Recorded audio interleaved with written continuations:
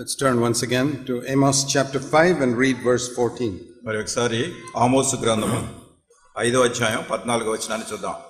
I hope you will know this verse very well by the time we finish. మరి మనం ముగించే లోపల ఈ వచనం మీకు చాలా బాగా వచ్చేసి ఉంటుంది అనుకుంటున్నాను. And more than know it, I hope you will obey it. దాన్ని ఎరిగి ఉండటం కంటే మరి దానికి మీరు విధేయత చూపిస్తారని నేను అనుకుంటున్నాను. I want to give you a little illustration of the difference between reading and obeying scripture. లేఖనాన్ని చదవటం, దానికి విధేయత చూపించడం, ఈ రెండింటికున్నటువంటి భేదాన్ని గురించి మీకు ఒక ఉదాహరణ చెప్పాలనుకుంటున్నాను. When the Lord gave manna to the Israelites in the wilderness every morning, అరణ్యంలో ప్రభు ఇశ్రాయేలు ప్రజలకు ప్రతిరోజు కూడా మన్నాను ఇస్తూ ఉండినప్పుడు, when they were in the wilderness, వారు అరణ్యంలో ఉన్నప్పుడు, he said it was to teach them to receive the word of God every day. అది ఆయన చెప్పింది ఏమిటంటే ప్రతిరోజు కూడా దేవుని యొక్క వాక్యాన్ని ఏ రీతిగా పొందాలో అనే సంగతి వాళ్ళకి బోధించడానికి ఇట్లా చేశారు. That was the purpose of their getting manna every day. ప్రతిరోజు కూడా వారు మన్నాను పొంది ఉండటంలో దేవుని యొక్క ఉద్దేశం అది. To teach them that every day we must receive bread from heaven. ప్రతిరోజు కూడా పైనుండి పరలోకం నుండి ఆహారాన్ని పొందటం అనే దాని గురించి వారికి బోధించారు. See, when they were in the wilderness, if they did not receive that manna, they would die. అరణ్యంలో వాళ్ళు ఉన్నప్పుడు ఆ సమయంలో వారికి మన్నా గనక ఆహారం లేకపోతే చనిపోతారు వాళ్ళు. So we also have to receive the word of God like that every day. మనం కూడా దేవుని యొక్క వాక్యాన్ని ఆ రీతిగా ప్రతిరోజు కూడా పొందుతూ ఉండాలి. And it is in connection with the manna that the Bible says man shall not live by bread alone but by every word that proceeds from the mouth of God. ఈ మన్నాను గురించే ప్రభువు చెప్తూ మనుషుడు రొట్టె వలన మాత్రము కాదు గాని దేవుని నోట నుండి వచ్చు ప్రతి మాట వలన జీవించునని వాక్యం చెప్తున్నదని ప్రభువు చెప్పారు. See Deuteronomy chapter 8. ద్వితీయోపదేశ కాండము 8వ అధ్యాయం చూడండి and verse 3. 3వ వచనం. Please read. ఆహారము వలనే గాక యెహోవా సెలవిచ్చిన ప్రతి మాట వలన నరులు బ్రతుకుదురని నీకు తెలియజేయుటకు ఆయన నిన్ను అణచి నీకు ఆకలి కలుగు చేసి నీవే గాని నీ పితరులే గాని ఎన్నడూ ఎరుగని మన్నాతో నిన్ను పోషించెను.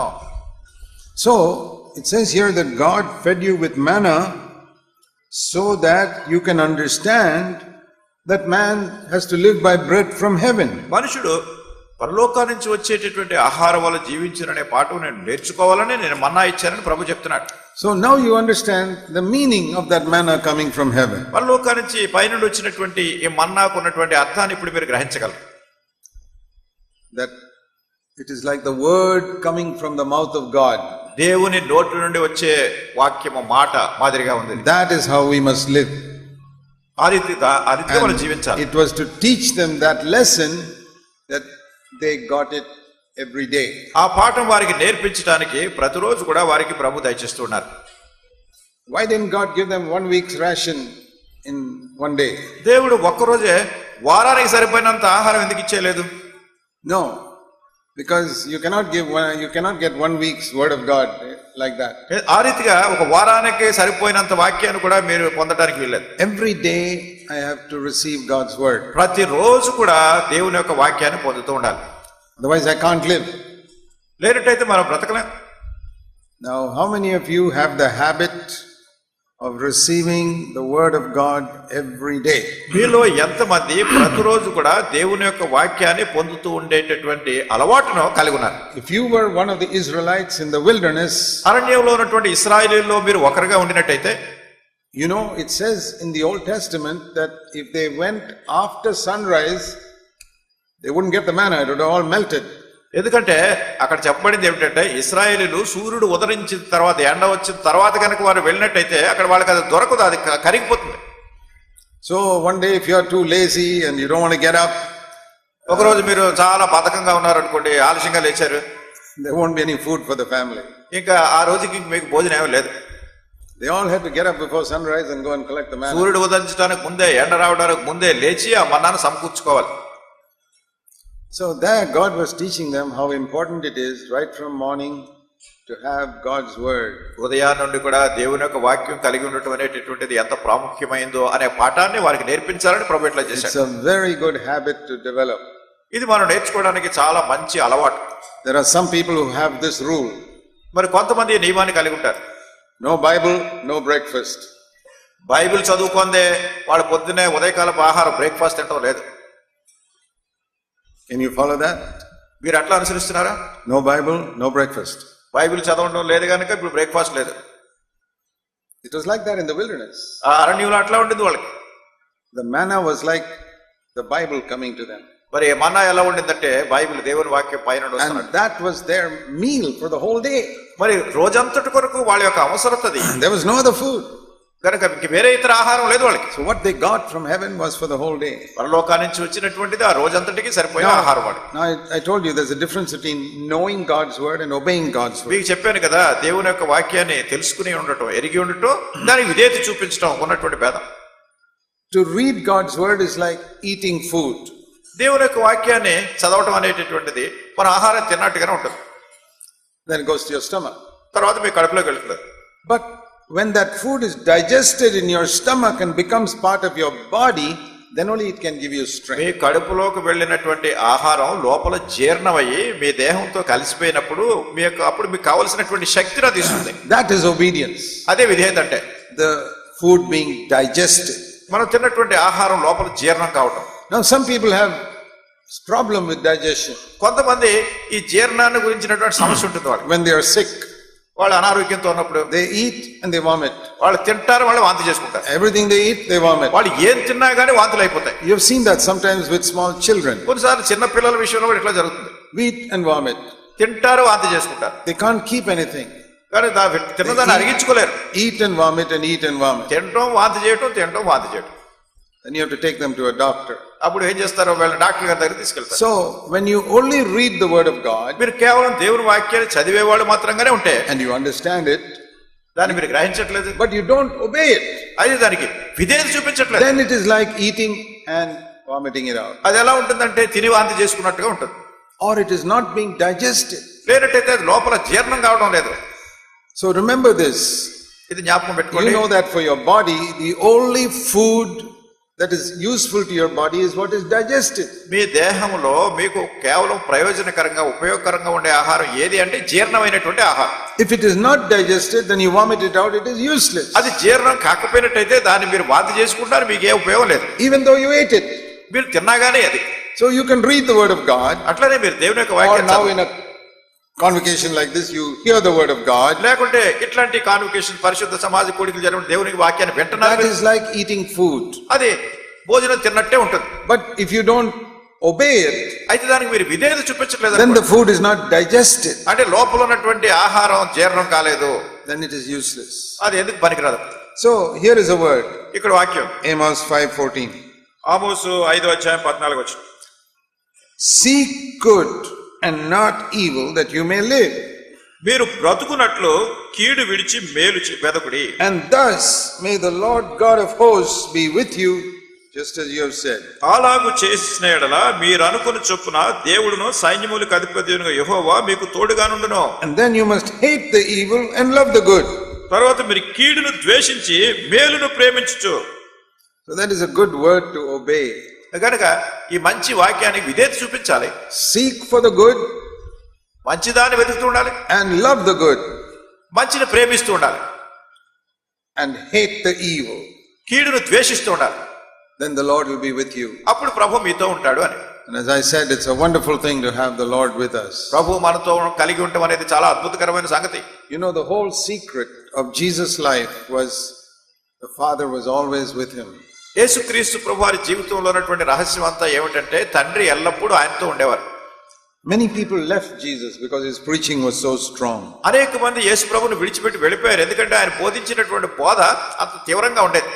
We've also seen that in our churches. When the preaching is strong, some people go away. మనం కూడా సంఘాల్లో చూస్తూ ఉంటాం, బోధించేటటువంటి బోధ కొంచెం తీవ్రంగా ఉంటే కొంతమంది చర్చిలో వదిలేసి వెళ్ళిపోతారు. They want to go to some place where the preaching is not so strong. కనుక కొన్ని స్థలాలకు చర్చిలకు వెళ్తారు. ఏంటంటే ఈ బోధించే బోధ అంత తీవ్రంగా గట్టిగా ఉండదు. The standard we should have in our churches is this. మనం మన యొక్క సంఘాల్లో కలిగి ఉండవలసినటువంటి ఆత్మీయ అంతస్తుని బోధించవలసి. Many churches have different standards. చాలా సంఘాల్లో రకరకాల ఆత్మీయ అంతస్తులు ఉన్నాయి. Just like schools. అది స్కూల్స్ మాదిరిగానే. And colleges. కాలేజీలు కూడా. Why do you put your child in a good school? ఎందుకు మీ బిడ్డను మంచి స్కూల్లో వేయాలి అనుకుంటున్నారు? Why not in the corporation school? ఈ కార్పొరేషన్ అంటే మున్సిపల్ స్కూల్లో ఎందుకు పెట్టలేదు? And there are different schools in your town which have got different standards. ఎందుకంటే మీ పట్టణంలో రకరకాల అంతస్తులో రకరకాల స్కూల్స్ ఉన్నాయి. And when they finish school, you want to select the best college. కనుక మీరు స్కూల్ ని పిల్లలకి స్కూల్ చదువు అయిపోయిన తర్వాత అక్కడ ఉన్నటువంటి కళాశాలల్లో చాలా మంచి కళాశాలను చూడాలనుకుంటున్నారు. Best college, best school is the one that has the highest standard. అంటే మంచి స్కూలు మంచి కళాశాల ఏంటంటే చాలా ఉన్నతమైనటువంటి స్థానం కలిగి ఉన్నటువంటిది. That produce the best students. ఆ పిల్లలు కూడా చదువుకునేటటువంటి చాలా ఉన్నతమైనటువంటి స్థాయిలో ఉండేటువంటి తరబిదిస్తారు. That's why people want their children to be put in the best school, best college. అందుకే పిల్లల్ని చాలా మంచి స్కూల్లో వేయాలి, మంచి కాలేజీలో వేయాలి అంటారు. Same way with hospital. అదే రీతిగా హాస్పిటల్ కూడా. There are different types of hospitals. రకరకాల హాస్పిటల్స్ ఉన్నాయి. There's government hospital. గవర్నమెంట్ ప్రభుత్వ ఆసుపత్రులు ఉన్నాయి. Sometimes that can be such a low standard. కొన్ని సార్లు వాళ్ళ అంతస్తు చాలా తక్కువ ఉంటుంది. And then there are better more. వాటికంటే కొంచెం మెరుగైనవి ఇంకా మెరుగైనవి ఉంటాయి. So you will want to take a sick person to a good hospital. కనుక రోగంతో ఉన్నటువంటి ఒక మనిషిని మంచి హాస్పిటల్కి తీసుకెళ్లాలి అనుకుంటారు. If you put him in a bad hospital, they'll go there and get sicknesses which they didn't have when they went. ఆ హాస్పిటల్ మంచిది కాదనుకోండి, అప్పుడు ఎలా ఉంటుందంటే వెళ్ళినప్పుడు నా రోగం కంటే ఇంకా ఎక్కువ రోగం వచ్చి పడుతుంది. Some government hospitals are like that. కొన్ని ప్రభుత్వ ఆసుపత్రులు ఇలా ఉంటాయి. So some churches are also like that. అట్లానే కొన్ని సంఘాలు కూడా అలాగే ఉంటాయి. Somebody goes to that church and they pick up all types of bad habits. కొంతమంది ఆ చర్చికి వెళ్తే లేనిపోని దురలవాట్లు కూడా తెచ్చిపెట్టుకుంటారు వాళ్ళు. Gossiping, backbiting and all types of things. అక్కడ ఎంతసేపు వీళ్ళ గురించి వాళ్ళ గురించి చెప్పుకోవటం, ఇతరుల గురించి ఫిర్యాదులు చేయడం ఇట్లాంటివే. That is like a poor hospital. అది ఎలా ఉంటుందంటే ఎందుకు పనికిరాని హాస్పిటల్ ఎలా ఉంటుందో అలాగే చర్చిలు low standard. వాళ్ళ అంతస్తు చాలా తక్కువ. But our church must be like a first class school, first class hospital. అయితే మన సంఘం ఎలా ఉండాలి? మంచి ఫస్ట్ క్లాస్ ఉన్నతమైనటువంటి స్కూలు, ఉన్నతమైనటువంటి కళాశాల మాదిరిగా ఉండాలి. That is what I have always believed in, preaching the highest standard. If people don't want it, they can go somewhere else. కనుక నేను ఎప్పుడు కూడా ఈ ఉన్నతమైనటువంటి స్థాయిలో బోధించాలని కోరుతాను. ప్రజలకు ఇష్టం లేకపోతే వెళ్ళిపోతారు వాళ్ళంతే.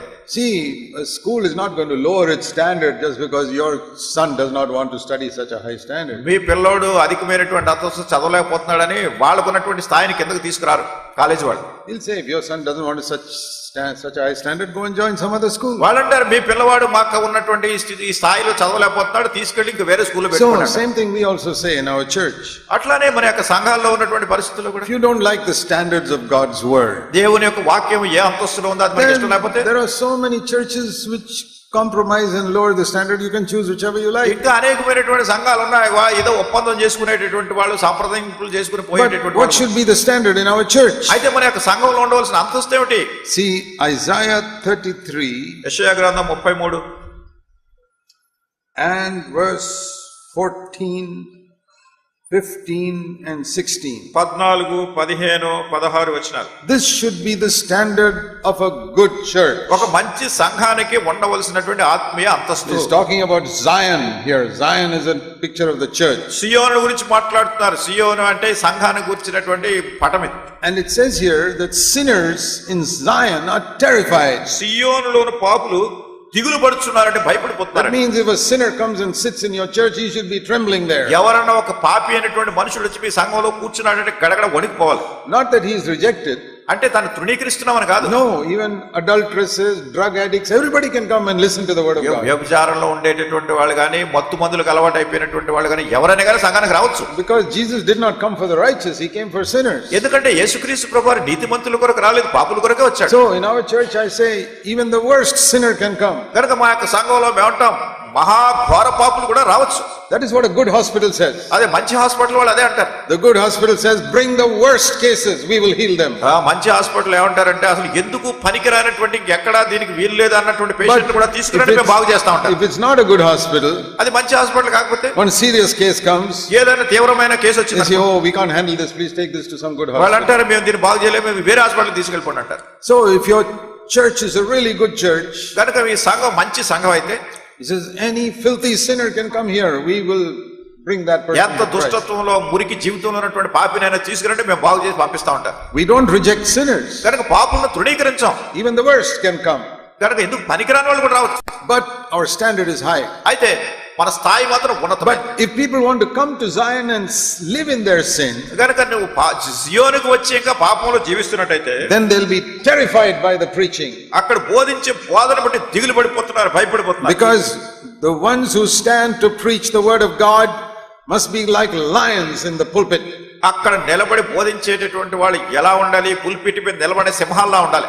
You know, Jesus is called the Lion of Judah. యేసుక్రీస్తు ప్రభువారు యూదా గోత్రపు సింహంగా పిలువబడ్డారు. And in Revelation chapter 5, ప్రకటన గ్రంథం 5వ అధ్యాయంలో we read that the Lion of Judah was able to open the seals of the book. అక్కడ చూస్తాం యూదా గోత్రపు సింహము ఆ యొక్క గ్రంథము యొక్క ముద్రలను విప్పడానికి యోగ్యుడు. So John turned around to see who is this lion. కనుక యోహాను వెనుతిరిగి చూశాడు ఎవరి Verse in Revelation 5. చూడండి, ఆ వచనం చూడండి. ప్రకటన గ్రంథం 5వ అధ్యాయం. Revelation 5. ప్రకటన గ్రంథం 5వ అధ్యాయం. There was a book which could not be opened because nobody could open the seal. కనుక ఎవరు కూడా ముద్ర విప్పలేనటువంటి గ్రంథం ఒకటి ఉండింది. And verse 3, no one in heaven or earth or under the earth was able to open the book. 3వ వచనంలో అయితే పరలోకమందు గాని భూమి మీద గాని భూమి క్రింద గాని ఆ గ్రంథం విప్పుటికైనను చూచుటికైనను ఎవరికి శక్తి లేకపోయాను. That was a book to redeem the earth. అది భూమిని విమోచించి విడుదల కలిగించే గ్రంథం అది. And John verse 4, I began to weep greatly because there was no one found. 4వ వచనంలో ఆ గ్రంథము విప్పుటికైనను చూచుటికైనను యోగ్యుడైన వాడు కనబడనందున బహుగా ఏడ్చుండగా. One of the elders said, stop weeping, the Lion of the tribe of Judah is ready to open the book. అప్పుడు పెద్దల్లో ఒక ఆయన చెప్తున్నాడు, ఏడవకము, ఇదిగో దావీదుకు చిగురైన యూదా గోత్రపు సింహము 7 ముద్రలను తీసి ఆ గ్రంథం విప్పుటికై జయము పొందిన నాతో చెప్పాడు. Lion, సింహం. So John verse 6 turned around to see this lion. గనుక 6వ వచనంలో ఈ సింహము ఎవరని చూడడానికి ఈ యోహాను వెనక్కి తిరిగాడు. And what does he see? ఏం చూస్తున్నాడు అక్కడ? It says he saw a lamb. అక్కడ గొర్రెపిల్లని చూశాడు. He didn't see a lion, he saw a అక్కడ lamb. సింహాన్ని చూడలేదు. So Jesus is a lion and a lamb. యేసుక్రీస్తు ప్రభువారు ఆయన ఒక సింహము, అదే సమయంలో ఆయన ఒక గొర్రెపిల్ల. And a true servant of God will be a lion and a lamb. నిజమైనటువంటి దైవ సేవకుడు సింహం మాదిరిగా ఉండాలి, గొర్రెపిల్ల మాదిరిగా ఉండాలి. In the pulpit he's like a lion. Pulpit మీద నిలబడినప్పుడు సింహంలా ఉంటాడు. But when you go and meet him he's like a lamb. అయితే మీరు వెళ్ళి ఆయన కలుసుకున్నప్పుడు ఆయన ఒక గొర్రెపిల్ల మాదిరిగా ఉంటాడు. That is the mark of a true servant of God. నిజమైనటువంటి దైవ సేవకునికి ఉండవలసిన గుర్తిది. Like a lion in the pulpit and like a lamb outside. Pulpit మీద నిలబడేటప్పుడు ఆయన సింహంలా ఉంటున్నాడు, తర్వాత గొర్రెపిల్ల మాదిరిగా ఉంటున్నాడు వ్యక్తిగతంగా. So when you preach like that, the sinners who want to live in sin should be terrified. మీరు అట్లా బోధించినప్పుడు పాపి నిలబడలేడు, తన పాపాన్ని గురించి గడగడ వణికిపోతాడు. We read in Isaiah 33:14. యెషయా గ్రంథము 33వ అధ్యాయం 14వ వచనములో ఈ మాట చదువుతున్నాం మనం. Next thing it says is trembling has seized all the hypocrites. తర్వాత అక్కడ వణకు భక్తిహీనులను పట్టెను. That means those who are godless hypocrites and come and sit in the church. ఎవరైతే వేషధారులుగా ఉన్నారో భక్తిహీనులుగా ఉన్నారో అట్లాంటి వచ్చి చర్చిలో కూర్చున్నారు అనుకోండి, they must tremble. వాళ్ళు వణుకుపోతున్నారు. If a hypocrite can sit comfortably in your church, that's not Zion. ఒక వేషధారి అయినటువంటి మనుషుడు చాలా నిశ్చింతగానే సంఘంలో కూర్చోగలుగుతున్నాడంటే అది సియోను కాదు. I say, when I preach, if a hypocrite can sit comfortably there, then I am not preaching according to God's standard. నేనంటాను, నేను బోధిస్తున్నప్పుడు ఒక వేషధారి నిశ్చింతగా కూర్చోగలుగుతున్నాడంటే అంటే దేవుని అంతస్తు ప్రకారం నేను బోధించట్లేదని. He must tremble there. అతడు వణికిపోతూ ఉండాలి. And then it says, who among us can live with the consuming fire? మనలో ఎవడు నిత్యము దహించు అగ్నితో నివసింపగలడు? The church must be a place where God is like a consuming fire. కనుక ఈ సంఘము ఎట్లా ఉండాలంటే దహించేటటువంటి అగ్నిని పోలి ఉండాలి. A fire that does not burn sinners. ఈ అగ్ని అనేటటువంటిది పాపులను కాల్చుతుంది. It burns sin. పాపాన్ని కాలుస్తుంది, not sinners. పాపులను కాదు. God is not interested in burning sinners. మరి దేవుడు పాపులను కాల్చడానికి ఆయన శ్రద్ధ లేదు. He's going to burn sin. పాపాన్ని కాల్చేస్తున్నాడు. And those who don't want to give up their sin, ఎవరైతే ఆ పాపాన్ని విడిచిపెట్టుకోవడం ఇష్టం లేదో, then one day they will burn in hell.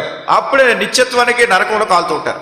But today God is not burning people in the church. అయితే ఈ దినాల్లో సంఘంలో ఉన్నటువంటి ప్రజలను దేవుడు కాల్చివేయడం లేదు. But he's burning sin. పాపాన్ని కాల్చివేస్తున్నాడు. So it must be like a consuming fire. కనుక దహించేటటువంటి అగ్ని వలె ఉండాలి. Every sin is exposed. ప్రతి పాపము కూడా దాన్ని బయలుపరచాలి. And it says here who can live with a continual burning? మనలో ఎవడు నిత్యము కాల్చుచున్న వాటితో నివసించును? In the church there must be a fire of holiness సంఘంలో burning all the time. సంఘంలో ఎల్లప్పుడూ పరిశుద్ధత అనేటటువంటి ఈ అగ్ని మండుతూ ఉండాలి. And then we can lead people to live like this. అప్పుడు ఈ రీతిగా మనం నివసిస్తున్నప్పుడు Verse 15. 15వ వచనంలో They walk righteously. నీతిని అనుసరించి నడుచుచు, They speak with sincerity. యథార్థముగా మాట్లాడుచు, They reject making money in wrong ways. నిర్బంధం వలన వచ్చు లాభమును ఉపేక్షించుచు, They won't take a bribe in their office. లంచం పుచ్చుకొని ఆఫీసులో లంచం పుచ్చుకోకుండా ఉంటాం. They will close their ears to listen about evil things about others. అచ్చయన మాట వినకుండా చెవులు మూసుకొని, They will shut their eyes from looking at anything that is sinful. చెడుతనము చూడకుండా కన్నులు మూసుకునేవాడు. Such a person will dwell on the heights with అట్లాంటి God. వ్యక్తి ఉన్నత స్థలమున నివసించును. And to him God will definitely give bread and water certainly every day. అట్లాంటి వ్యక్తికి దేవుడు ఖచ్చితంగా తనకు కావలసినటువంటి ఆహారాన్ని పానీయాన్ని ఇచ్చేవాడుగా ఉంటున్నాడు. So these verses show what a good church is like. ఒక మంచి సంఘం ఎట్లా ఉండాలి అంతస్తు అంటానికి చూపిస్తున్నాయి వచనాలు. That is God's standard. అది దేవుని అంతస్తు. Where people choose the good and hate the evil. ఆ ప్రజలు మంచిని ఎన్నుకొని కీడుని విసర్జించడం అనేది. Now I want to turn back to a verse I read in Mark chapter 10. Mark సువార్త 10వ అధ్యాయంలో ఉన్నటువంటి వచనాన్ని మీకు చూపించాలనుకుంటున్నాం. You know, we looked at that the first day. How Jesus told the rich young ruler, why do you call me good? There is no one good but God. ఒక ధనవంతుడైనటువంటి అధికారి దేవుడొక్కడే సత్పురుషుడు అన్నప్పుడు ప్రభువు చెప్పారు దేవుడొక్కడే మంచివాడనే సంగతి. Mark 10:18. మార్కు సువార్త 10వ అధ్యాయం 18వ. No one is good except God alone. దేవుడొక్కడే గాని మరి ఎవడును సత్పురుషుడు కాడు. See, in the world there are so many things we call good. లోకంలో అనేకమైనటువంటి వాటిని మంచి అని పిలుస్తున్నాం మనం. You can look at the construction of a house and say it's good. మీరు ఏదైనా ఒక ఇల్లు కట్టడాన్ని చూసి ఇది బాగుంది అంటారు. But then you look at another house which is 10 times better. అయితే ఇంకొక ఇల్లు చూసినప్పుడు దీనికంటే 10 రెట్లు బాగుంది అనుకోండి. And then you say this is not so good. అప్పుడు అంటారు ఇది అంత మంచిది కాదు అంటారు. And then you look at another house which is 100 times better, and even that other second house is not so good. అప్పుడు తర్వాత ఇంకో ఇల్లు చూస్తే అది 100 అంతలు దానికంటే శ్రేష్టంగా ఉంది. అప్పుడు రెండో ఇల్లు కూడా అంత మంచిది కాదు అంటారు. So on the earth there are different type of fathers. ఇట్లా రకరకాల తండ్రులు ఉన్నారు. Maybe you had a good father. ఒకవేళ మీరు మంచి తండ్రి అయి ఉండొచ్చు. But you compare him with another father, that father is better. అయితే మీరు ఇంకొక తండ్రితో పోల్చుకున్నట్టయితే ఆ తండ్రి ఇంకా శ్రేష్టంగా ఉన్నాడు. And you compare him with another father, that father is still better. ఇంకొక తండ్రితో పోల్చినట్టయితే ఆయన ఇంకా చాలా మెరుగైన స్థితిలో ఉన్నాడు. There are different levels of good fathers. ఈ మంచి అనేటటువంటిది మంచి తండ్రులు అంటానికి రకరకాల అంతస్తులు ఉన్నాయి. But compared to God, అయితే దేవునితో పోల్చి చూసినట్టయితే the best father is an evil father. అంటే ఇక్కడ మంచివాడు అన్నటువంటి వాడు కూడా చెడ్డ తండ్రిలా ఉన్నాడు. So only God is good. దేవుడు మాత్రమే మంచివాడు. See, Jesus said that in Matthew chapter 7. యేసుక్రీస్తు ప్రభువారు ఈ సంగతి మత్తయి సువార్త 7వ అధ్యాయంలో చెప్పారు. Matthew 7. మత్తయి సువార్త 7వ అధ్యాయం. He says, verse 11.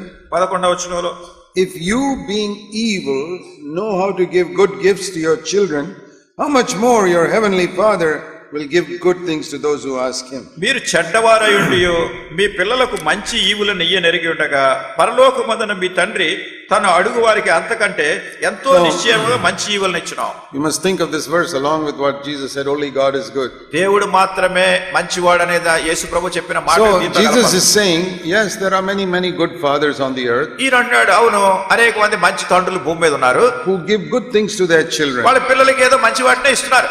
Think of your father. మీ తండ్రిని గురించి ఆలోచించండి. From your childhood he gave so many good things to you. మీ చిన్నప్పటి నుంచి కూడా ఎన్నెన్నో మంచి సంగతులు మీ విషయమే చేస్తూ వచ్చాడు ఆయన. And if he was a rich man, he gave you a good education. ఆయన కొంచెం డబ్బున్నవాడు, ధనవంతుడు, మంచి చదువు చెప్పించాడు మీకు. And he also maybe left a lot of money for you. ఒకవేళ మీకోసం ఎంతో డబ్బు కూడగట్టి కూడా మీకు ఇచ్చాడు. అది he didn't give it to the others, he gave it to you. వేరే వాళ్ళకి ఎవరికి ఇవ్వలేదు, మీకే ఇచ్చాడు. That is what a good father does. మంచి తండ్రి అలా చేస్తాడు. There are many good fathers like that. ఇట్లా అనేక మంది మంచి తండ్రులు ఇలా ఉన్నారు. And you compare all the fathers in the world and select the best father in the world. ఈ లోకంలో ఉన్నటువంటి తండ్రులందరినీ కూడా ఇలా సరిపోల్చి చూసి వాళ్ళందరిలోనూ శ్రేష్టమైన వాడిని ఎంపిక చేశారు అనుకోండి. And that best father is evil compared to God. ఈ అందరికంటే శ్రేష్టమైనటువంటి తండ్రి కూడా దేవునితో సరిపోల్చి చూసినట్టయితే ఇతను చెడ్డవాడే. You know, it's like looking at the stars. అది ఎలా ఉంటుందంటే నక్షత్రాలు చూసినట్టు. You know, you look at night, you see the stars, they all got light. ఈ పైన ఉన్న లైట్లన్నీ చూడండి, నక్షత్రాలు అనుకోండి మీరు. One star is brighter than the other. ఒక నక్షత్రం వేరే దానికంటే వెలుగు ఎక్కువ ఉంది. That is like different fathers. అంటే రకరకాల తండ్రులు ఉన్నట్టు. That's a very dim light. He's a good father, but not so good. కొన్ని లైట్లు కొంచెం డిమ్గా ఉన్నాయి చూడండి, అంటే మంచి తండ్రే కానీ అంత మంచివాడు. Then there's a brighter star. ఇక్కడ ఇంకా కొంచెం వెలుతురు ఎక్కువ వస్తుంది, ఇంకా బాగుంది. It's a better father. కనుక కొంచెం శ్రేష్టమైన. And here is a very bright star. ఇక్కడ ఇంకా మంచి నక్షత్రం ఉంది. That is the best father. అది చాలా శ్రేష్టమైన తండ్రి. But when the sun rises in the morning, అయితే ఉదయాన్నే సూర్యుడు ఉదయించినప్పుడు what happens to all these stars? ఈ నక్షత్రాల సంగతి అంతా ఏమైపోతుంది? You can't see any of them. ఎలా ఉంది, దేంతో పోలిస్తారు? Even the biggest star you can't see. The biggest star also you can't see. పెద్ద నక్షత్రం కూడా సూర్యుడు ఉదయించిన తర్వాత ఏం కనపడదు. That is how God is. దేవుడు అలా ఉన్నాడు. When you see how good God is, దేవుడు ఎంత మంచివాడో చూసినప్పుడు the best father goes into darkness. ఈ మంచి శ్రేష్టమైన తండ్రి అన్నవాడు కూడా చీకట్లోకి పోతాడు. I want to ask you a question. మిమ్మల్ని ఒక ప్రశ్న అడుగుతాను. Some of you know very well that you had a good father. మీకు చాలా మంచి తండ్రి ఉన్నాడని మీరు బాగా ఎరుగుదురు. You know that your father will never harm you. మీరు ఎరుగుదురు, మీ తండ్రి ఎప్పుడు మీకు హాని చేయలేదు. How much he sacrificed for you. ఎంతగా మీ కొరకు సమర్పించుకున్నాడు. What a lot of good things he did for you. మీకోసం ఎన్ని మంచి సంగతులు చేస్తూ వచ్చాడు. Do you really believe that God is a much better father than your father? మీరు నిజంగా మీ తండ్రి కంటే దేవుడు ఇంకా మరి శ్రేష్టమైన తండ్రి నిజంగా నమ్మితే, not little better like that bright star is brighter than that dim star. ఏదో మిణుకు ఉండే నక్షత్రం కంటే కొంచెం ప్రకాశమైన నక్షత్రం ఉందని ఇట్లా కాదు ఇప్పుడు. No, but like the sun is brighter than the star. అంటే ఈ నక్షత్రాలన్నిటికంటే సూర్యుడు ఎంతో తేజమయంగా ఉన్నాడు, అట్లా దేవుడు అలా ఉన్నాడు. That is what Jesus meant when he said only God is good. కనుక యేసుక్రీస్తు ప్రభువారు ఈ అర్థాన్ని చెప్తున్నాడు, కేవలం దేవుడే మంచివాడు. Compared to God, every one of us is evil. దేవునితో పోల్చి చూసినట్టయితే మనలో అందరం చెడ్డవాళ్ళమే. I tried to be a good father to my 4 sons. 4 నా కుమారులు ఉన్నారు, వాళ్ళందరికీ కూడా నేను మంచి తండ్రిగా ఉండాలనే కోరాను. But you know what, my sons know that. మా కుమారులుగా సంగతి తెలుసు. But I tell my sons, అయినప్పటికీ నా కుమారులతో అంటారు, compared to God, దేవునితో పోల్చినట్టయితే even I am an evil father. నేను కూడా చెడ్డవాడని తండ్రి. When you understand that, దీన్ని మీరు గ్రహించినప్పుడు you will find your life is secure. మీ జీవితము చాలా భద్రంగా ఉన్నట్టుగా కనుగొంటారు. Why are we so anxious and worried about so many things? ఎందుకు అనేకమైనటువంటి వాటి గురించి మనం ఆందోళన కలిగి ఉంటున్నాం, చింత కలిగి ఉంటున్నాం? Because we don't believe that God is good. ఎందుకంటే దేవుడు మంచివాడనే సంగతి మనం నమ్మట్లేదు. See, this verse says seek good. ఇక్కడ ఈ వాక్యం చెప్తుంది మేలును వెదకండి. But only God is good. దేవుడు మాత్రమే మేలు చేసేవాడు. And only if you understand God is good, then only you can seek for what is good. దేవుడు మంచివాడని మనం గ్రహించినప్పుడు మాత్రమే ఆయన మనం వెతుకుతాం. We are anxious, we are afraid because we are not sure whether God is good. దేవుడు మంచివాడో కాదో మనకు నిశ్చయంగా తెలియదు గనక మనలో ఎంతో ఆందోళన ఉంది, మనకు ఎంతో భయం ఉంది. Just because God did not answer some prayer, ఎందుకంటే దేవుడు కొన్ని ప్రార్థనలకు జవాబు ఇవ్వలేదు, so we say God is not good. కనుక ఏమంటాం అంటే మనం దేవుడు మంచివాడు కదా. But you parents tell me this question. ఈ తల్లిదండ్రులైనటువంటి వాళ్ళు చెప్పండి, మీరు do you give your 3-year-old everything he asks for? చూడండి, 3 సంవత్సరాల పిల్లోడు మీకుంటే ఆ 3 సంవత్సరాలు అడిగినవన్నీ మీరు ఇచ్చేస్తారా? Yes or no? అవునా కదా? How many of you are so foolish to give everything whatever your 3-year-old child asks you? 3 సంవత్సరాల మీ పిల్లోడు ఏం అడిగినా గానీ ఇచ్చేసేటట్టు అంత వివేకంగా ఎవరైనా ఉన్నారు మీలో? Supposing your 5-year-old comes to you, ఒకవేళ 5 సంవత్సరాల పిల్లోడు వస్తాడు మీ దగ్గరికి and says, Daddy, give me a 1,000 rupee note. అంటాడు, నాన్న నాకు 1000 రూపాయల నోటు ఒకటి ఇయ్యండి. You say, here, take it. అరే 1000 రూపాయల నోటు ఇదిగో తీసుకొని 5 సంవత్సరాలు ఇస్తారు మీరు. How many of you foolish fathers will do that? ఎంతమంది బుద్ధిహీనులైన తండ్రులు అలా చేస్తారు చెప్పండి? I won't do it. నేను చేయనట్లా. Even if he cries and says, oh daddy please give me, I say sorry. నాన్న నాకు ఇయ్యి అని ఏడ్చి గీ పెట్టినా గానీ మనం వాడికి ఇవ్వం. I won't even give you 10 rupees. వాడికి 10 రూపాయలు ఇస్తాం అంతే. You're only 5 years old, I can't give you. ఎందుకంటే నువ్వు 5 సంవత్సరాలే ఉందరా, నీకు 1000 రూపాయలు ఎందుకు నీకు అంటాం? I may give you 25 paisa or something like that. లేకుంటే 25 పైసలు నాని ఓటు ఇస్తాం అంతే.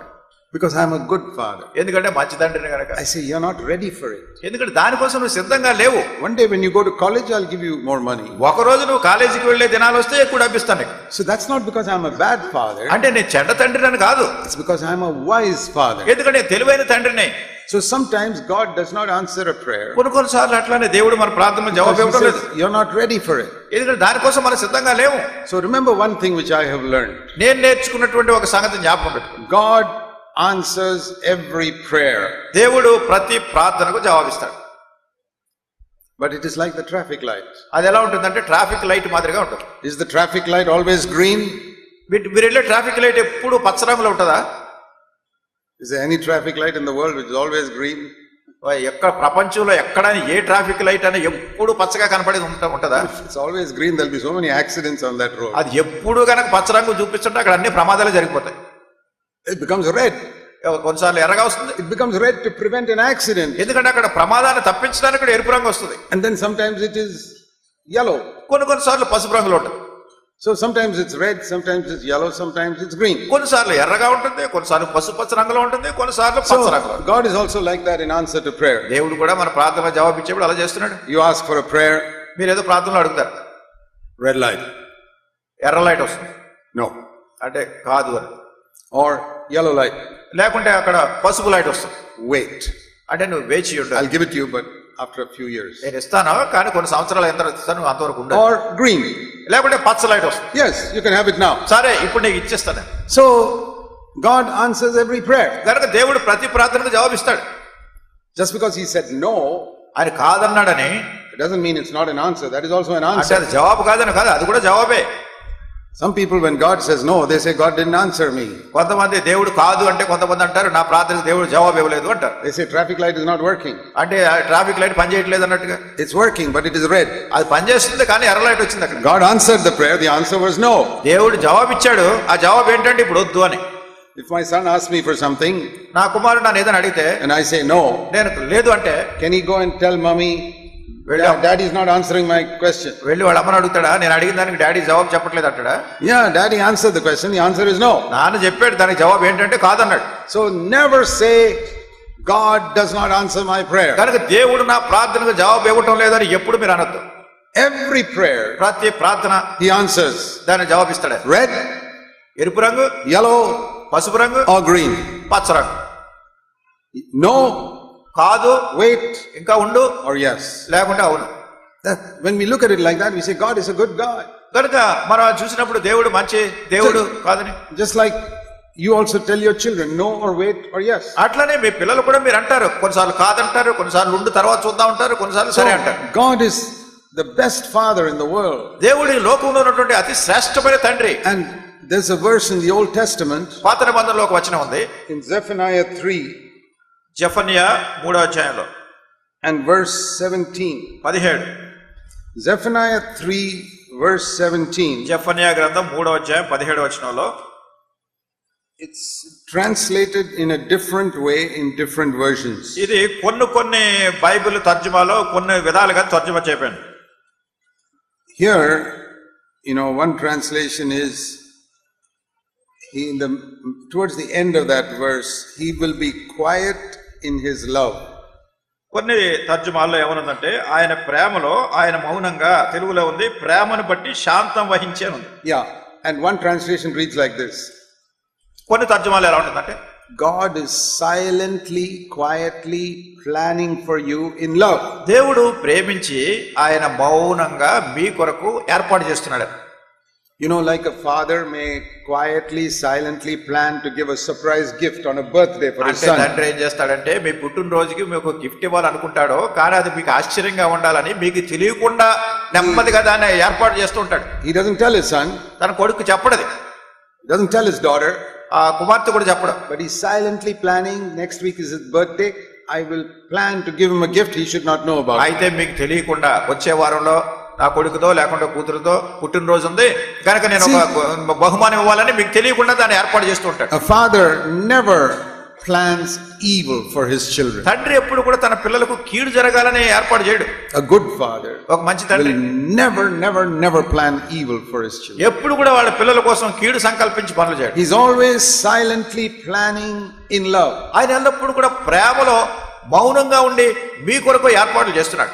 Even when the child does not know anything, the father is standing in the queue to get admission in some good school for the kindergarten class. చిన్న పిల్ల KG క్లాసులో admission కావడానికి కూడా ఈ పిల్లవాడికి తెలియకుండానే వాళ్ళ నాన్న వెళ్ళి అక్కడ స్కూల్లో లైన్ లో నిలబడి అడ్మిషన్ కోసం అక్కడ వెయిట్ చేస్తాడు. The child did not ask the father to do that. ఈ చిన్న బిడ్డ వాళ్ళ నాన్నని అడగలేదు నువ్వు వెళ్ళాలి చేయమని. But the father is willing to stand there for a long time just to get one application form for his child to go to a good school. ఈ పిల్లాడు స్కూల్కి వెళ్ళడానికి ఒక అప్లికేషన్ తేవడానికి వాళ్ళ నాన్న వెళ్ళి అక్కడ పెద్ద క్యూలో నిలబడి ఉంటాడు చాలా సేపు. What all they plan to save some money to educate my child in a college. కనుక నా పిల్లోడిని ఒక మంచి కాలేజీలో చేర్పించాలంటానికి డబ్బంతా కూడబెడుతూ ఉంటాడు, మౌనంగా ఇవన్నీ జరుగుతూ ఉంటాయి. So a father is always silently planning for the future in love for his children. తండ్రి ఎల్లప్పుడు కూడా పిల్లల యొక్క భవిష్యత్తు నిమిత్తమై మౌనంగా ఇవన్నీ ఏర్పాట్లు జరిపిస్తుంటాడు. You must believe this. ఇది మీరు నమ్మాలి. That God is a much better father than that. దానికంటే కూడా అతి శ్రేష్టమైనటువంటి తండ్రి దేవుడు. God is always silently planning in love for you. దేవుడు ఎల్లప్పుడు కూడా మౌనంగా మీ నిమిత్తమైనటువంటి ప్రేమతో మీ కొరకైన ఏర్పాట్లు చేస్తున్నాడు. That's the meaning of He is good, God is good. అదే దేవుడు మంచివాడు అంటానికి దాని అర్థం. See this verse in Jeremiah 29. ఇర్మియా గ్రంథం 29వ అధ్యాయం చూడండి. See, you must write down these verses so that you don't forget them. ఈ వచనాలు మీరు మర్చిపోకుండా ఉండే నిమిత్తమే వీటిని రాసుకోవాలి. And after you go home, you can look it up again. మీరు ఇంటికి వెళ్ళిన తర్వాత మళ్ళీ ఇవన్నీ మీరు చూసుకోవాలి. In the first Bible that I had, మొట్టమొదట నేను కలిగి ఉన్నటువంటి బైబిల్లో, I bought my first Bible in 1960. 1960వ సంవత్సరంలో మొట్టమొదటిగా నా బైబిల్ కొనుక్కున్నాను. I underlined so many verses, important verses. అన్ని అనేకమైనటువంటి ప్రాముఖ్యమైనటువంటి వచనాలన్నిటిని నేను కింద అండర్లైన్ చేస్తూ ఉండేవాడిని. With a red pencil I would color certain important verses. కొన్ని ప్రాముఖ్యమైనటువంటి వచనాలు రకరకాల రంగులో రెడ్ పెన్సిల్ తో ఇవన్నీ అండర్లైన్ చేస్తూ ఉండేవాడిని. That was how I studied the Bible. ఆ రీతిగా ఈ బైబిల్ పఠనం చేస్తూ ఉండేవాడిని. Here is a wonderful verse. ఇక్కడ చాలా అద్భుతకరమైన మాట. Jeremiah 29 verse 11. ఇర్మియా గ్రంథం 29వ అధ్యాయం 11. 29:11. 29:11. God says, I know the plans that I have for you. దేవుడు అంటున్నాడు, నేను మిమ్మల్ని గూర్చి ఉద్దేశించిన సంగతులను నేను ఎరుగుదును. They are plans for your welfare and not for calamity. అవి మీ కొరకు సమాధానకరమైన ఉద్దేశములే గాని హానికరమైనవి కావు. To give you a future and a hope. మీకు నిరీక్షణ కలుగునట్లుగా భవిష్యత్తు నిమిత్తమై. What a wonderful thing. ఎంతో అద్భుతకరమైన సంగతి. God is saying, you don't know the plans I have for you. దేవుడు అంటున్నాడు, మీ నిమిత్తమై నేను కలిగి ఉన్నటువంటి ఏర్పాట్లు మీకు తెలియదు. A father tells his little child, you don't know anything about the plans I have for you. అంటే తండ్రి తన చిన్న బిడ్డతో అంటాడు, నేను నీ గురించి ఏమేం ప్లాన్ ఇస్తున్నానో నీకే తెలియదు. I am taking so much trouble because I have some wonderful plans for your future. నీ భవిష్యత్తుని గురించి చాలా అద్భుతకరమైన ప్రణాళిక వేస్తున్నాను కనుక ఎన్నెన్నో సంగతులను చేస్తున్నాను. I want all of you to know, if you have given your life to Jesus Christ. మీరందరూ తెలుసుకోవాల్సిన సంగతిని చెప్పేది ఏమిటంటే, మీరు యేసుక్రీస్తు ప్రభువుని మీరు ఎరుగకపోతే, as soon as you open your life to let Jesus come into your heart, మీ యొక్క జీవితాన్ని మీరు తెరిచి యేసుక్రీస్తు ప్రభువుని మీ హృదయంలో చేర్చుకున్న వెంటనే God becomes your father. దేవుడు మీ తండ్రి అవుతాడు. All you have to do is turn from your sin, say, Lord Jesus, be the Lord of my life. మరి మీరు చేయవలసిందంతా ఏమిటంటే, మీ పాపం నుండి వెనుతిరిగి యేసుక్రీస్తు ప్రభువుని మీ జీవితంలోనికి ఆహ్వానించి చేర్చుకోవాలి. See, if you don't turn from your sin, then of course you cannot receive Christ. మీ పాపం నుండి మీరు వెనుతిరిగిపోయినట్టయితే యేసుక్రీస్తు ప్రభువుని మీరు రక్షకునిగా చేర్చుకోలేరు. I'm not saying you have to give up all your sins. It may take many years to give up some sinful habits. మరి కొన్ని పాపపు అలవాట్లు దాన్ని వదులుకోవడానికి కొంతకాలం పడుతుంది. ఒక్కసారి ఇవన్నీ వదులుతారని చెప్పట్లేదు. We can't get victory over all our sins in one day. ఒక్క రోజులోనే మీ పాపములన్నిటిపైన మీకు విజయం రాదు. It takes many years. కొన్ని సంవత్సరాలు పడుతుంది. But we must turn from our sin immediately. అయితే వెంటనే మన పాపాల నుండి వెనుతిరగాలి. And say, Lord Jesus, I want you to be Lord of my life. ప్రభువైన యేసు, నా జీవితంలో నీవే ప్రభువుగా ఉండాలని కోరుతున్నాను. So if you have turned from your sin, మీ పాపం నుండి మీరు వెనుతిరిగినప్పుడు, and you believe that Christ died for all your sins, క్రీస్తు మీ పాపములన్నిటి నిమిత్తమై మరణించారని మీరు నమ్మినప్పుడు, and that all your sins were Jesus paid the punishment on the cross. మీ పాపములన్నిటి నిమిత్తమై యేసుక్రీస్తు ప్రభువారు తన శిక్షను సిలువలో అర్పించారు. Lord, I believe it. ప్రభువా, నేను నమ్ముతున్నాను. It doesn't matter what religion you are. మీ మతం ఏమైనా కానీ, Christ died for all people of all religions. అన్ని మతాల్లో ఉన్న అందరు ప్రజల కొరకు క్రీస్తు మరణించారు. He didn't die only for Christians. ఆయన క్రైస్తవుల కోసమే మరణించలేదు. He died for sinners. పాపుల కొరకు మరణించారు. All sinners. అందరూ పాపులు. Then I can ask him to come into my heart because he rose up from the dead and he's living. ఆయన నా హృదయంలోకి రమ్మని ఎందుకు అంటే మరణాన్ని నుంచి ఆయన తిరిగి లేచి ఆయన సజీవుడైన దేవుడు. He will come in through his Holy Spirit. ఆయన తన పరిశుద్ధాత్మ ద్వారా నాలోకి వస్తాడు. And once he comes in, ఒకసారి లోపల ప్రవేశిస్తే God becomes your father. దేవుడు మీ తండ్రి అవుతాడు. You become a child of God. మీరు దేవుని బిడ్డ అవుతారు. And then God says, అప్పుడు దేవుడు అంటున్నాడు, now I have got plans for you. మీ కొరకైనటువంటి ఉద్దేశాలను కలిగి Because you're my child. ఎందుకంటే మీరు నా బిడ్డ. I have got good plans for you. మీ కొరకు నేను మంచి ప్రణాళిక ఏర్పాటు కలిగి. God says, I know the whole future. దేవుడు అంటున్నాడు, నేను మొత్తం భవిష్యత్తు అంతా ఎరుగుదును.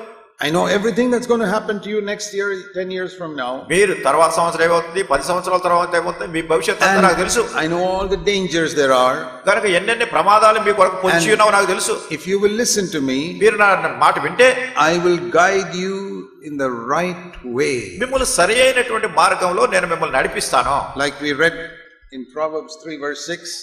సామెతల గ్రంథం 3వ అధ్యాయం 6వ వచనంలో మనం చదివినట్టుగా, acknowledge him in all your ways and he will direct your paths. నీ మార్గం అంతట్లో యెహోవాను ఒప్పుకును, నీ మార్గంలో సరళం చేయును. Yeah, you say, Lord, I want you to direct all my ways. ఓ ప్రభువా, నా మార్గాలు అన్నిట్లో నువ్వు సరి చేయాలని కోరుతున్నాను. He will never let you go astray. ఆయన నిన్ను ఎప్పుడు కూడా దారి తప్పేట్టు చేయడు. See, I got baptized when I was 21 years old. 21 సంవత్సరాల వయసులో నేను బాప్తిసం తీసుకున్నాను. And I realized at that time God has got a plan for my life. ఆ సమయంలో నేను గుర్తించాను, నా జీవితం విషయమై దేవుడు ఒక ఏర్పాటు కలిగి ఉన్నాడు. I knew his plan is better than my plan. నాకు తెలుసు నా నిమిత్తమై నేను కలిగి ఉన్నటువంటి ఏర్పాటు కంటే ప్రభు కలిగి ఉన్న ఏర్పాటే శ్రేష్టమైనది. I said, Lord, I want you to fulfill your plan for my life. నేను అన్నాను, ప్రభువా, నా నిమిత్తమై నా జీవితంలో నీవు కలిగి ఉన్నటువంటి ఉద్దేశాలు నెరవేర్చాలని కోరుతున్నాను. He did not show me all his plan for my life when I was 21. 21 సంవత్సరం వయసులో దేవుడు నా నిమిత్తమై కలిగి ఉన్న ఆయన ఉద్దేశాలన్నీ ఒక్కసారి నాకు చూపించలేదు. He showed me one step at a time. ప్రతిసారి ఒక్కొక్క మెట్టు చూపిస్తున్నాడు. Just like the pillar of cloud led the Israelites one day at a time. మేఘస్తంభము ఇశ్రాయేలీయులను ఒక్కొక్కసారి ఒక్కొక్క రోజు అలా నడిపించుకుంటారు. And day by day they followed, they came to the promised land. ప్రతిరోజు ఆ మేఘస్తంభం క్రింద నడుస్తూ వెళ్ళి వాగ్దాన దేశంలో ప్రవేశించారు. I find God has led me in the last 52 years day by day. అట్లానే గతించిన 52 సంవత్సరాల్లో దేవుడు ప్రతిరోజు రోజుకి నన్ను నడిపిస్తాడు. And always I say, Lord, I'm willing to cancel all my plans if I want to fulfill your plan. ప్రతిసారి నేను అంటూ ఉంటాను, ప్రభువా, నా నిమిత్తమే మీరు కలిగిన ఏర్పాట్లు నాకు తెలియదు, నీ ఉద్దేశాలను నేను నెరవేరుస్తాను. God has so many wonderful ways of making sure that his plan is fulfilled. గనుక ఆయన ఏర్పాటు చేసిన ప్రణాళిక శ్రేష్టమైనది చూపించడానికి అద్భుతకరమైన విధానంలో దేవుడు తీసుకెళ్తున్నాడు. He makes you come into his plan. తన ఏర్పాట్లకు వచ్చేట ఆయన చేస్తున్నాడు. He will make you meet the right people. సరైనటువంటి ప్రజలు మీరు కలుసుకునేట్టు చేస్తాడు. And avoid the wrong people. తప్పుడు ప్రజలు మీరు ఏ రీతిగా తప్పించుకోవాలని సహాయం చేస్తాడు. Lead you like that to fulfill his will. ఆయన యొక్క చిత్తాన్ని నెరవేర్చడానికి ఇవన్నీ నడిపిస్తుంటాడు. So I remember when I came out to do full-time Christian work. నేను క్రైస్తవ సేవలో పూర్తి సమయం ఉండి ఆయన కొరకు జీవించడానికి నేను బయటికి రావాలనుకున్నప్పుడు I was only 26 years old. ఆ సమయంలో నాకు 26 సంవత్సరాలే. I was not married. అప్పుడు నా పెళ్లి కాలేదు. I said, Lord, just guide me in everything. Guide me in every step. ప్రతి విషయంలో కూడా నన్ను నడిపించు. And he guided me to the right person in marriage. వివాహంలో కూడా సరైన వ్యక్తి దగ్గరికి ఆయన నడిపించాడు. Because he knew what my ministry was and he wanted to give me a wife who will help me in the ministry. ఎందుకంటే నా పరిచర్య ఏమిటో ఆయనకు ముందుగానే తెలుసు కనుక నా పరిచర్యలో సహాయం చేసే వ్యక్తిని నా భార్యగా ఉండేటట్టు ప్రభు ఏర్పాటు చేశాడు. I said, Lord, I have no choice. I'll choose whoever you give, I'll choose. ప్రభుతో నేను అన్నాను, ప్రభు, నాకు దీనిలో ఏ ఏర్పాటు లేదు, నువ్వు చేసిన ఏర్పాటుని అంగీకరిస్తాను. I say, Lord, I don't choose where I want to stay. ప్రభు, నేను ఎక్కడ ఉండాలో కూడా నేను ఏర్పాటు చేసుకుంటాను. Wherever you lead me, I will stay there. నువ్వు ఎక్కడికి వెళ్ళమన్నా నేను అక్కడ ఉంటాను. We were in one place when we got married and God told us to move from there to Bangalore. We moved to Bangalore. మేము ఒక చోట పెళ్ళైంది, తర్వాత బెంగళూరు వెళ్ళమని ప్రభు చెప్పారు, తర్వాత మేము బెంగళూరు వెళ్ళిపోయాం. That is when I was about 32 years old. అది ఇంచుమించు 32 సంవత్సరాల వయసులో.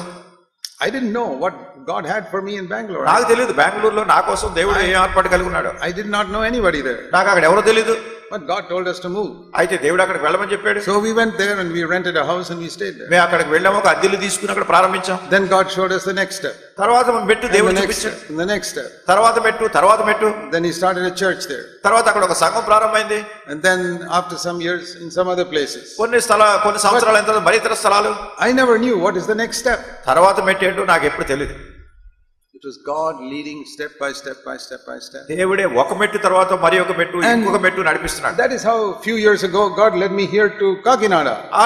అదే విధానంలో కొన్ని సంవత్సరాల కిందట దేవుడు నన్ను కాకినాడ నడిపించాడు. I have never come to Kakinada before that. అంతకు ముందు కాకినాడ అంటే ఎప్పుడు నేను చూడలేదు.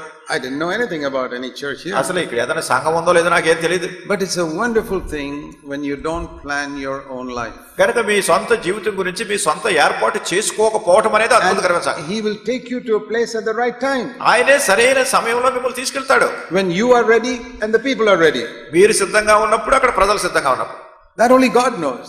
అది దేవునికే తెలుసు. So I've seen that in the last 46 years since I've started serving the Lord. నా ప్రభువుని సేవించడం ప్రారంభించి గతించిన 46 సంవత్సరాల నుంచి సంగతి చూస్తున్నాను. If you say, Lord, I only want to do your will. ప్రభువా నేను కేవలం నీ చిత్తం మాత్రమే చేయాలనుకుంటున్నాను. Of course there are so many obstacles and trials God will allow to come across your way. అయితే నీ మార్గమధ్యలో అనేకమైనటువంటి అభ్యంతరాలు ఆటంకాలు వస్తూనే ఉంటాయి. ఇవన్నీ ప్రభువు చూపిస్తూ ఉంటాడు. When we obey God, don't think everything will be smooth sailing. దేవునికి విధేయత చూపించినప్పుడు అన్ని కూడా చాలా సాఫీగా ఏ కష్టం లేకుండా వెళ్ళిపోతుంది అనుకో. For example, when Jesus told his disciples to get into a boat and go across. ఉదాహరణ చూడండి, యేసుక్రీస్తు ప్రభువారు దోణి ఎక్కి అద్దరికి వెళ్దామని చెప్పినప్పుడు and Jesus was in the boat. యేసుక్రీస్తు ప్రభువారు కూడా దోణిలో ఉన్నారు. You think if Jesus is in the boat, there will be no storm. మనం అనుకుంటా యేసుక్రీస్తు ప్రభువారు దోణిలో ఉంటే తుఫానే రాదు అనుకుంటా. No, there was a big storm. పెద్ద తుఫాను వచ్చి పడింది.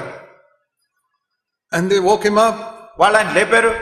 And he stilled the storm. ఆయన ఆ యొక్క తుఫానుని గద్దించారు, నిమ్మళపరిచారు. Now the question is, ఇప్పుడు ప్రశ్న ఏమిటంటే, if Jesus is in your life, will you face a storm? యేసుక్రీస్తు ప్రభువు నీ జీవితంలో ఉంటే నీకు తుఫాను వస్తుందా లేదా? Yes. అవును. Why does he allow you to face the storm? ఎందుకు ఈ తుఫాను వచ్చేటట్టు అనుమతిస్తున్నారు? So that you can see his power to still the storm. ఎందుకంటే ఈ తుఫాను నిమ్మళపరిచే శక్తి ఆయనలో ఉందని నువ్వు చూడడానికి. All the problems that the disciples faced was Jesus trying to teach them, see my power. యేసుక్రీస్తు ప్రభువారి యొక్క శిష్యులు ఎదుర్కొన్నటువంటి సమస్యలన్నీ కూడా దేవుని యొక్క శక్తి ఎంత ఉందో వాళ్ళకి బోధించడానికి అవన్నీ అనుమతించారు. They go to a wedding. They all go to a wedding. వాళ్ళందరూ కూడా ఒక వివాహానికి వెళ్ళారు. And there's not enough wine. అక్కడ చాలినంత ద్రాక్షారసం లేదు. So then the disciples see how Jesus can solve that problem. కనుక శిష్యులు అనుకున్నారు ఈ సమస్య దేవుడు ఎట్లా పరిష్కరిస్తాడు. And then there are 5,000 people, there is no food. ఒకసారి 5,000 మంది ప్రజలు ఉంటే అక్కడ భోజనం లేదు. Then they see how Jesus can solve that problem. వాళ్ళు అనుకున్నారు ఈ సమస్యను దేవుడు ఎట్లా పరిష్కరిస్తాడా.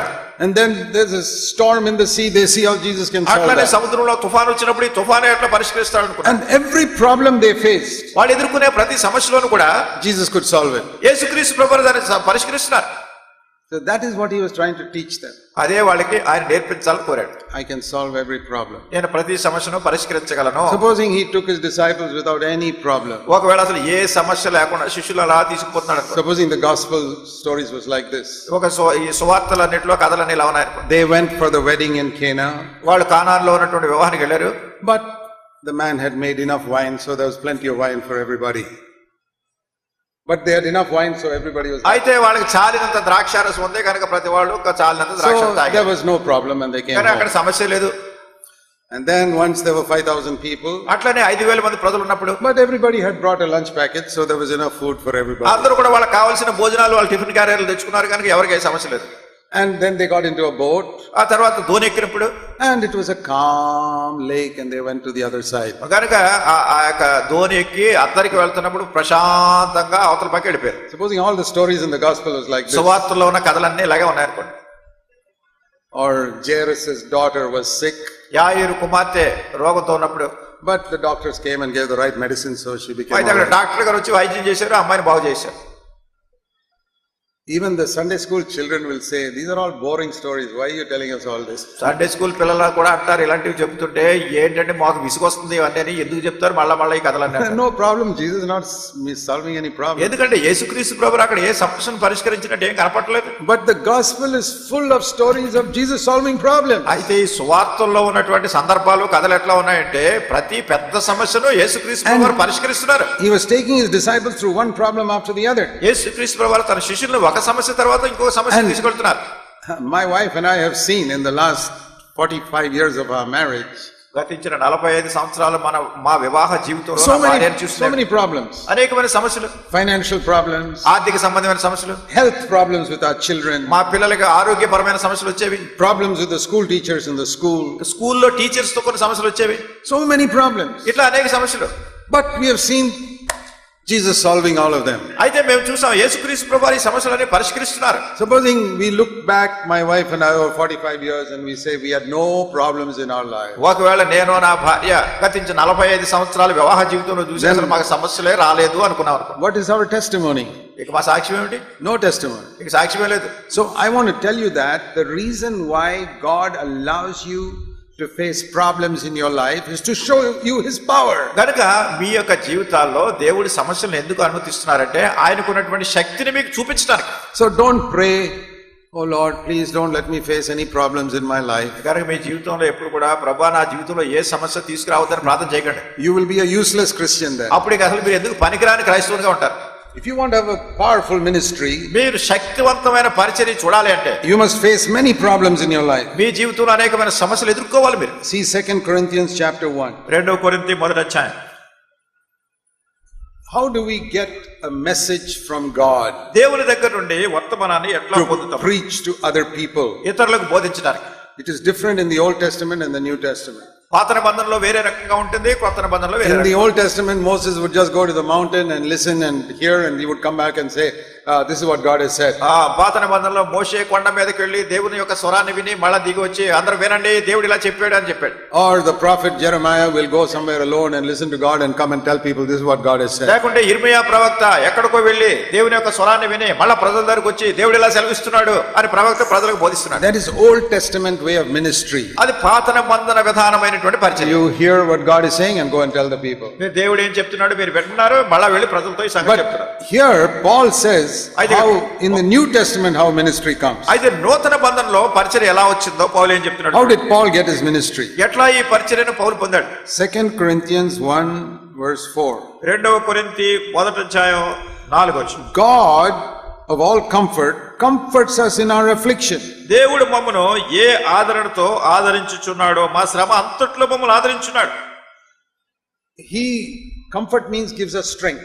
అంటే ఈ ఆదరణ అంటే శక్తి ఇస్తున్నాడు. In all our trials, God gives us strength to overcome. మేము ఎదుర్కొనే పరీక్షలన్నిట్లోనూ కూడా వాటిని జయించడానికి దేవుడు మాకు కావాల్సిన శక్తి ఇస్తున్నాడు.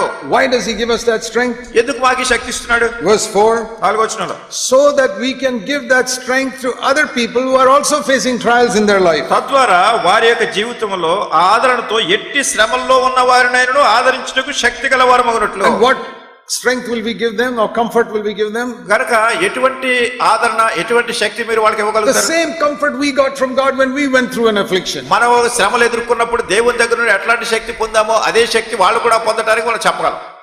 So I know that everything I've gone through in my life was God preparing me to help other people. కానీ నేను ఎరుగుదును నా జీవితంలో దేవుడు ఏమైతే అనుమతించినాడో అవన్నీ కూడా ఇతరులకు సహాయం చేయడానికి సిద్ధపరుస్తూ వచ్చిన విధానం. In our early married life, first 2-3 years, మా వివాహమైనటువంటి మొదటి 2-3 సంవత్సరాల జీవితంలో we had lot of struggle financially. మాకు ఎన్నెన్నో ఆర్థిక పరమైన ఇబ్బందులు వచ్చాయి. And why did God allow that? ఎందుకు దేవుడు దాన్ని అనుమతించాడు? To teach us to help other people who are going through financial struggle. ఇతరులు కూడా ఎవరైతే ఆర్థిక సంబంధమైన కష్టాల గుండా వెళ్తారో వాళ్ళకి మేము బోధించడానికి. See, even when we were in financial struggle, we never borrowed money from anybody. మాకు ఇట్లాంటి ఆర్థిక సంబంధమైన కష్టాలు వచ్చినా గానీ ఎప్పుడు కూడా ఎవరి దగ్గర డబ్బు అప్పు తీసుకోలేదు. We didn't have the money, we will not buy something. మా దగ్గర డబ్బు లేకపోతే ఏదైనా కొంట మానేసేవాళ్ళం అంతే. And we learned, even when we had very little money, never to be in debt. మాకు కొంచెం డబ్బు ఉన్నా గానీ ఎప్పుడు కూడా అప్పు చేసే స్థితిలో దేవుడు మమ్మల్ని అనుమతించాడు. So that we can teach other people who are struggling, don't be in debt, God will take care of you. అట్లానే ఈ డబ్బు విషయమై కష్టపడేటటువంటి వాళ్ళు కూడా వాళ్ళకి బోధించాలని, మీరు అప్పులు చేయొద్దు, మీకున్న కొంచెంలో దేవుడి మీద ఆధారపడండి. So we don't get our ministry by just sitting and studying the Bible. ఏదో చక్కగా కూర్చుని బైబిల్ చదువుకుంటూ ఉండి పరిచయం చేసింది కాదు. We go through some difficult circumstances, కొన్ని భౌతిక పరమైనటువంటి పరిస్థితులు కూడా వెళ్ళి and see the goodness of God, దేవుని యొక్క మంచితనాన్ని చూసి and experience that. దాన్ని అనుభవించి Then we can tell other people, అప్పుడు ఇతరులు కూడా చెప్పడానికి. Not by reading the Bible, but from our experience, God is a good God. Bible చదివి చెప్పేది కాదు, దేవుడు మంచి దేవుడు అని అనుభవపూర్వకంగా ఇతరులకు చెప్పడం. The Bible says God is a good God. Bible చెప్తుంది దేవుడు మంచి దేవుడు అని. But now I can tell people I have experienced it in my life. అయితే ఇప్పుడు నేను ప్రజలు చెప్తే నా జీవితంలో దీన్ని అనుభవించాను అంటాను. And you cannot experience it unless you go through some trials. కనుక నువ్వు ఏదైనా శ్రమ గుండా వెళ్తే తప్ప దీన్ని అనుభవించలేవు. So that is why God allows you to go through these different circumstances. అందుకొరకే దేవుడు రకరకాల పరిస్థితులు కూడా నీవు వెళ్ళేటట్టు నిన్ను అనుమతిస్తున్నాడు. So you must remember this, that God is a very loving Father. కనుక ఇది మీరు జ్ఞాపకం ఉంచుకోవాలి, దేవుడు ఎంతో ప్రేమ కలిగిన తండ్రి అని. And he will never allow you to be tested beyond your ability. మీరు సహించగలిగిన దానికంటే, మీరు శక్తి లేనిది అంతకంటే ఎక్కువగా మిమ్మల్ని శోధింపబడనియ్యడు. This is one of the most wonderful promises in the Bible, 1 Corinthians 10:13. మొదటి కొరింథీ 10వ అధ్యాయం 13వ వచనంలో దేవుని వాక్యంలో ఉన్నటువంటి అద్భుతకరమైన వాగ్దానాల్లో ఇది ఒకటి. You must all remember this verse. మీరు ఈ వచనాన్ని ఎప్పుడూ జ్ఞాపకం పెట్టుకోవాలి. 1 Corinthians 10:13. మొదటి కొరింథీ 10వ అధ్యాయం 13వ వచనం. This verse has helped me greatly in my life. నా యొక్క జీవితంలో ఈ వచనం ఎంతగానో సహాయపడింది. I don't know what trial the devil is lined up for me next year. వచ్చే సంవత్సరం నా కోసం ఎటువంటి కష్టాన్ని సాతాను పెట్టించాడో నాకు తెలియదు. Or even this year. లేకుంటే ఈ సంవత్సరంలో కానీ. But I know one thing. అది నాకు ఒకటి తెలుసు. It will never be too much for me. అది నేను సహించగలిగిన దానికంటే మించి ఉండదు. It will be at my level only. అది నాకు కావాల్సిన అంతస్తులోనే ఉంటుంది. Next year if I am stronger, then God will allow a stronger trial to come in my life. వచ్చే సంవత్సరం ఇంకా కొంచెం బలవంతుడైనప్పుడు ఇంకా బలమైనటువంటి శ్రమ దాకా ఎదురు చూస్తుంటాం. That is like saying in a school, third standard student will get a third standard question paper in the examination. అది ఎలా ఉంటుందంటే 3వ తరగతి చదువుతున్నటువంటి బిడ్డకు ఆ 3వ తరగతి సంబంధించిన క్వశ్చన్ పేపర్ ఇస్తారు. When he goes to fourth standard, he'll get a fourth standard question paper. 4వ తరగతిలోకి వెళ్ళినప్పుడు 4వ తరగతి సంబంధించినటువంటి ప్రశ్నలు ఇస్తారు. When he goes to 10th standard, he'll get 10th standard question. 10వ తరగతికి వెళ్ళినప్పుడు 10వ తరగతి సంబంధించిన పెద్ద ప్రశ్నలు ఇస్తారు. But no teacher will give 10th standard question paper to a third standard student. అయితే 10వ తరగతి ప్రశ్న పత్రాలు 3వ తరగతి చదువుకునే వాళ్ళకి ఎవరెవరు? Everybody knows that. అందరికీ తెలిసి సంగతి. But they don't believe that about God. అయితే దేవుని విషయంలో మనుషులు ఇట్లా నమ్మడం లేదు. Let me ask you. మిమ్మల్ని అడుగుతారు. Do you believe that God will not allow you to be tested beyond your ability at any time? ఏ సమయంలోనే కానీ మీరు సహించగలిగిన దానికంటే అధికంగా మిమ్మల్ని శోధింపబడనీయుడు దేవుడు అని మీరు నమ్ముతున్నారా? Yes or no? అవునా కదా? Have you ever said words like this? ఎప్పుడన్నా ఇట్లాంటి మాటలు మీరు చెప్పారా? Oh God, this is becoming too much for me. ఓ దేవుడా, ఏంటి నేను భరించలేకపోతున్నా ఎప్పుడైనా అన్నారా? Have you said that? చెప్పారు ఎప్పుడన్నా? Then you are saying, అంటే మీరు ఏమంటున్నారు? I am only in third standard and you're giving me a 10th standard question paper. మీరు ఏమంటారంటే నేను 3వ తరగతి చదువుకునేవాడినే, నాకు 10వ తరగతి ప్రశ్న ఇచ్చేయండి దేవుడా అంటున్నారు. That is what you're saying. అదే మీరు చెప్పారు. This is too difficult for me. అయ్యో ఇది నాకు చాలా కష్టం. I am only in third standard. నా అంతస్తుకు మించిపోయింది. I am only in third standard, you're giving me 10th standard paper. 3వ తరగతి చదివే స్టాండర్డ్ లో ఉన్నాను, నాకు 10వ తరగతి వాళ్ళ అంతస్తు ఇచ్చేసారు. If you believe that God is a loving Father, మరి దేవుడు ప్రేమ కలిగినటువంటి తండ్రిని నమ్ముతున్నారా? He will never allow you to be tested more than your ability. మీరు సహించగలిగిన దానికంటే అధికంగా మిమ్మల్ని శోధింపబడనియ్యడు. So when I get a difficult test, కనుక నాకు ఏదైనా కష్టమైన పరీక్ష వచ్చినప్పుడు, oh, praise the Lord. అంటాను దేవుడు స్తోత్రం. That means God believes that I am strong enough to pass this అంటే test. దేవుడు నన్ను నమ్ముతున్నాడు. ఏంటంటే ఈ పరీక్ష పాస్ అవ్వడానికి నాకు చాలా శక్తి ఉందని దేవుడే నమ్ముతున్నాడు. If I ask God for grace, I can do it. కనుక దేవుడు నేను కృపను కావాలని అడిగి అది చేయగలను. That is how we must face every trial. ఆ రీతిగా మనం అధికమైనటువంటి శ్రమలు ఎదుర్కోవాలి. This trial is not too much for me. ఈ శ్రమ నాకు సహించగలిగిన దానికంటే అధికంగా లేదు. Because I have a loving Father who has controlled how strong the trial will ఎందుకంటే be. ఈ శ్రమ ఎంత పెద్దదైనా కానీ ప్రేమ కలిగినటువంటి తండ్రి దాన్ని అధీనపరచగలడు. So I will never be anxious about the future. కానీ భవిష్యత్తుని గురించి నాకు ఏమీ ఆందోళన ఉండదు. You know, so many people are anxious about so many things. అనేక మంది ప్రజలు అనేకమైన వాటి గురించి ఆందోళన చింతపడుతూ ఉంటారు. What will happen if my husband dies in a road accident? ఒకవేళ నా భర్త రోడ్డు ప్రమాదం చచ్చిపోతే నా సంగతి ఏంటి? Who will look after the children? నా పిల్లల్ని ఎవరు చూస్తారు జాగ్రత్తగా? What will I do if the landlord tells us to get out of the house? నాకు ఈ ఇంటిని కూర్చున్నటువంటి స్థలం లేకపోయినట్టయితే ఇల్లు వస్తుందో లేదో ఏంటి?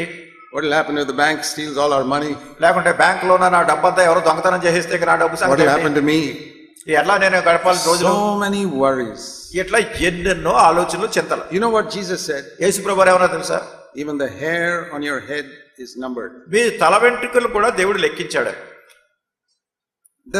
losing one hair from your head is the smallest thing that can ever happen to you. మీ తల వెంట్రుకలో ఒకటి ఊడి కింద పడిపోవడం అనేది చాలా చిన్న విషయం అది. Supposing you get up one morning ఒకవేళ పొద్దున లేస్తారు, and on your pillow you see one hair. చూడండి, మీ తలదిండి మీద ఒక తల వెంట్రుక ఉంటుంది మీద. You get all worried, one hair is gone. అయ్యయ్యో, ఒక తల వెంట్రుక ఊడిపోయింది అంటారు మీరు. I don't have much hair, even I am not worried if one hair goes off. నాకు ఎక్కువ తల వెంట్రుకలు లేవు, అయినా కానీ నాకు చింత లేదు వాటి గురించి. What is one hair? ఏదో ఒక తల వెంట్రుక ఊడిపోతే మన That is the most unimportant thing that can ever happen to us. అయితే మనకు జరిగేటటువంటి అతి ప్రాముఖ్యత లేని సంగతి తల వెంట్రుక ఊడిపోవడం అంటే. You tell me, is there anything less important than losing one hair? మీరు చెప్పండి, ఒక్క తల వెంట్రుక ఊడిపోవటం కంటే అంతకంటే తక్కువైనటువంటిది ఇంకేదైనా ఉందా? God knows about it. అయినా కానీ మన తల వెంట్రుక ఊడిపోయినా దేవునికి తెలుసు. And if you ask God, when did I lose that hair? కనుక మీరు దేవుడిని అడిగితే ఎప్పుడు On my pillow. నా తలగడ మీద. That was at 2:30 this morning, it fell off from your head. దేవుడు అంటాడు, అది తెల్లవారుజామున 2:30 గంటలకి మీ తల వెంట్రుకని ఇటు ఊడిపోయింది, తలదిండి మీద పడింది అని దేవుడు చెప్తాడు. When you turned around, it fell off. ఒకవేళ అది తిరిగి చూసినట్టయితే అక్కడ ఉండేది కింద పడిపోయింది. You believe that or not? ఇది నమ్ముతున్నారా లేదా? I'm not telling you stories. నేను కథలు చెప్పట్లేదు. Jesus said it. యేసుక్రీస్తు ప్రభువు చెప్పారు. The hairs on your head are numbered. మీ తల వెంట్రుకలన్నీ లెక్కింపబడి ఉన్నవి. See this verse. ఈ వచనం చూడండి. Matthew chapter 10 verse 30. మత్తయి సువార్త 10వ అధ్యాయం 30వ వచనం. The hairs on your head are numbered. మత్తయి సువార్త 10వ అధ్యాయం 30వ వచనంలో మీ తల వెంట్రుకలన్నీ లెక్కింపబడి ఉన్నవి. Is there anybody who can count the number of hairs on his head? తల మీద ఉన్నటువంటి వెంట్రుకలు ఎన్ని ఉన్నాయో ఎవరైనా సంఖ్య లెక్కించగలరా? I can't even count the hairs on my head. అసలు నా తల వెంట్రుకలు ఎన్నో నేను లెక్కించలేను. Even though there are so few. అంటే నా తల వెంట్రుకలు తక్కువ ఉన్నా కానీ Still I can't count. అయినా కానీ వాటిని లెక్క పెట్టలేము. But God knows. అయితే దేవుడు ఎరుగును. This is God's word. ఇది దేవుడి వాక్యం ఇది. If one hair falls off, He knows it. ఒక్క తల వెంట్రుక ఊడిపోతుంటే అది దేవునికి తెలుసు. Jesus was trying to say that He knows every detail about your life. యేసుక్రీస్తు ప్రభువారు ఏం చెప్పాలని కోరుతున్నారంటే మన జీవితంలో ఉన్నటువంటి ప్రతి చిన్న వివరం కూడా ఆయనకు తెలుసు. Verse 29. 29వ వచనం. Matthew 10:29. మత్తయి సువార్త 10:29. See, 2 sparrows, they are sold for 1 cent. రెండు పిచ్చుకలు కాసునకు అమ్ముబడిన కదా, But one of them will not fall without your father knowing. ఆయనను మీ తండ్రి సెలవు లేక వాటిలో ఒకటైనను నేలను పడదు. How many millions and millions and crores of sparrows there are in the world? మరి లోకంలో ఎన్ని కోట్ల కొలది పిచ్చుకలు ఉన్నాయి మొత్తం లోకంలో. You mean God is watching all? One sparrow died here, one sparrow died there. అయితే మరి దేవుడు అన్నీ కనిపెట్టి చూస్తున్నాడా? ఇక్కడ ఒక పిచ్చుకి చచ్చిపోయింది, అక్కడ ఒక పిచ్చుకి చచ్చిపోయింది, అక్కడ ఇంకో చోట ఇంకో పిచ్చుకి చచ్చిపోయింది. Yes. అవును, that is my father. అది నా తండ్రి. He knows about all the birds. ఆ పక్షులన్నిటిని ఆయన ఎరుగును. And He says you are more value than all these birds. ఆయన అంటున్నాడు, ఈ పక్షులన్నిటికంటే మీరు చాలా శ్రేష్టమైన వాళ్ళు. You must believe, my brothers and sisters, ప్రియమైన సహోదరులారా సహోదరీలారా, ఇది మీరు that నమ్మాలి.